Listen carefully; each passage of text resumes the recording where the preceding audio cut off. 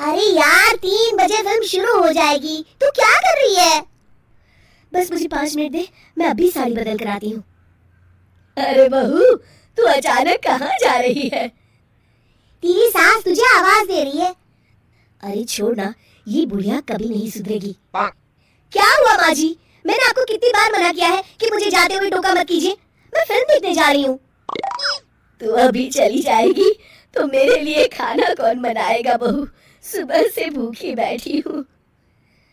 अरे माँ जी, आप कौन सा घर का काम करती हो जो आपको भूख लगी है? अच्छा मुझे देर हो रही है, चलो रीटा। अंजलि के जाते ही सीता देवी अपनी किस्मत को कोसते हुए सारा दिन घर में भूखी बैठी रहती है। इस तरह अंजलि अपना बहू होने का कर्तव्य कभी नहीं निभाती थी।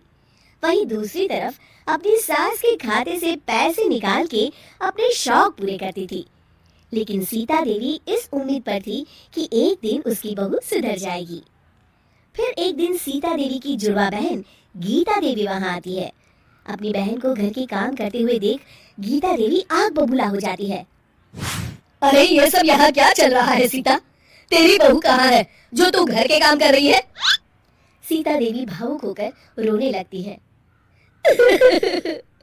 अब तुझसे क्या छुपाऊं? मेरी बहू रत्ती भर भी मेरी इज्जत नहीं करती। मजबूरी में मुझे घर के सारे काम करने पड़ते हैं। वो तो बस सारा दिन अपनी सहेली के साथ सैर सपाटा करने में लगी रहती है। अच्छा, तो उस चिड़िया के पर निकल आए। तू चिंता मत कर, मैं ऐसी कई बिगड़ैल बहुओं को ठीक कर चुकी हूँ। अब मैं इस चुड़ैल से निपटूंगी।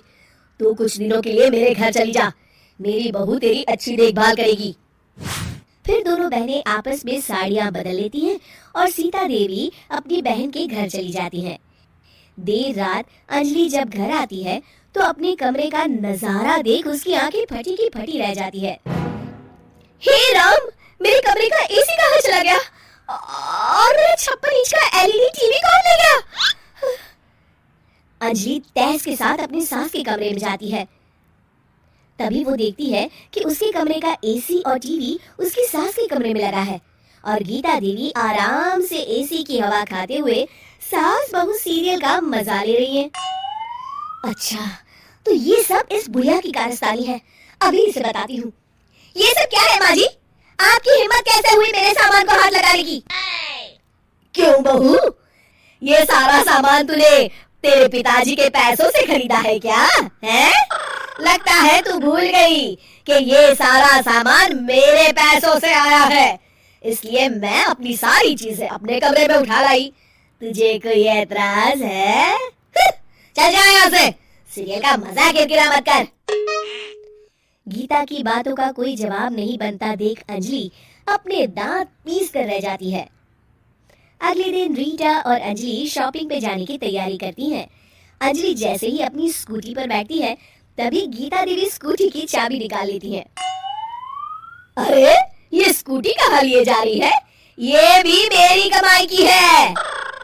माँ जी, ये तो आप हाथ कर रही हैं।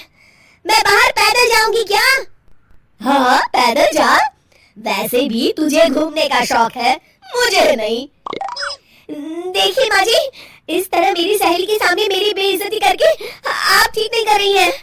आप मुझे अच्छी तरह जानती हैं, बाद में आपको पछताना पड़ेगा।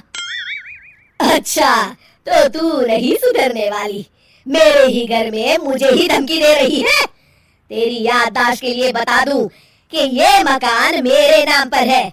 अब तू देख, मैं आज ही अपने बिल्लू वकील को बुलाकर ये सारी जायदाद अनाथालय को दान कर देती हूँ, फिर तुझे एक ढेला भी नहीं मिलेगा। गीता की बातें सुनकर अंजलि के पैरों तले जमीन खिसक जाती है।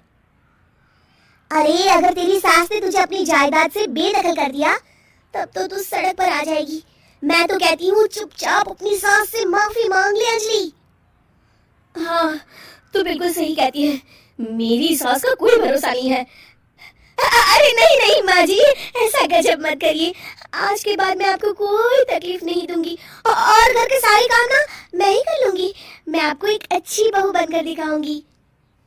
कुछ दिनों के बाद ये लीजिए माँ जी, आराम से गाजर का हलवा खाइए। खुशबू तो बहुत अच्छी है। हाँ माँ जी, वैसे मैंने सब काम कर लिया है, तो मैं आपके पैर दबा दूं? आप आराम से हलवा खाइए। इस तरह गीता देवी अंजलि को सही रास्ते पर ले आती है और सीता देवी वापस अपने घर में आकर रहने लगती है।